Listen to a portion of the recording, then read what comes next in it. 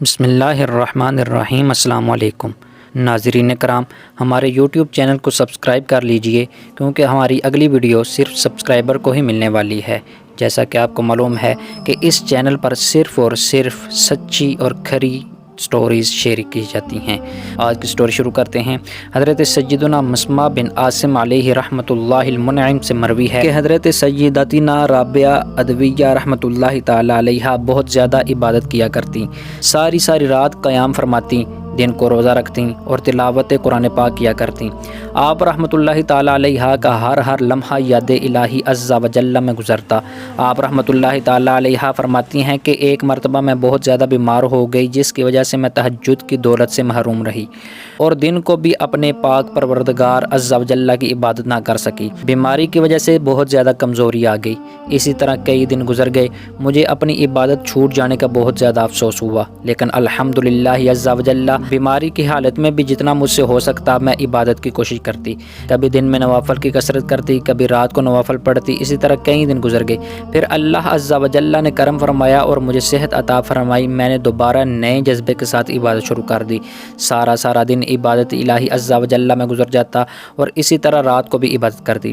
ایک رات مجھے نیند نے آ لیا اور میں غافل ہو کر سو گئی۔ میں نے خواب میں دیکھا کہ میں فضاؤں میں اڑ رہی ہوں۔ پھر میں ایک سرسبز و شاداب باغ میں پہنچ گئی۔ وہ باغ اتنا حسین تھا کہ میں نے کبھی ایسا باغ دیکھا ہی نہیں تھا۔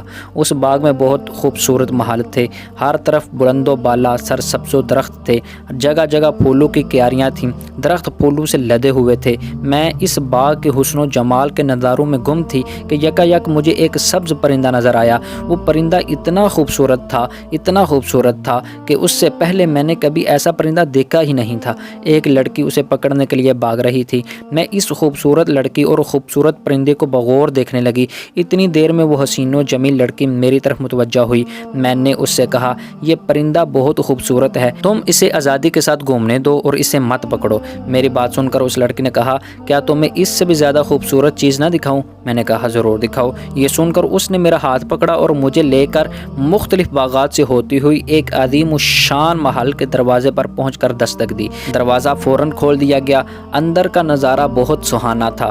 دروازہ کھلتے ہی ایک خوبصورت باغ نظر آیا۔ وہ لڑکی مجھے لے کر باغ میں آئی اور پھر ایک خیمے کی جانب چل دی۔ میں بھی ساتھ تھی۔ اس نے حکم دیا کہ خیمے کے پردے ہٹا دیے جائیں۔ جیسے ہی خادموں نے پردے ہٹائے تو اندر ایسی نورانی کرنیں تھیں جنہوں نے آس پاس کی تمام چیزوں کو منور کر رکھا تھا۔ پورا خیمہ نور سے جگمگا رہا تھا۔ وہ لڑکی اس خیمے میں داخل ہوئی اور پھر مجھے بھی اندر بلا لیا۔ وہاں بہت ساری نوجوان کنیزیں موجود تھیں جن کے ہاتھوں میں عود یعنی خوشبو سے بھرے ہوئے برتن تھے۔ وہ کنیزیں عود کی دھونی دے رہی تھیں۔ یہ دیکھ کر اس لڑکی نے کہا، تم سب یہاں کیوں جمع ہو؟ یہ اتنا اہتمام کیوں کیا جا رہا ہے اور تم کس لیے خوشبو کی دھونی دے رہی ہو؟ تو ان کنیزوں نے جواب دیا، آج ایک مجاہد راہ خدا عز و جل میں شہید ہو گیا ہے، ہم اس کے استقبال کے لیے یہاں جمع ہیں اور یہ سارا اہتمام اسی مرد مجاہد کی خاطر کیا جا رہا ہے۔ اس لڑکی نے میری جانب اشارہ کیا اور پوچھا، کیا ان کے لیے بھی کوئی اہتمام کیا ہے؟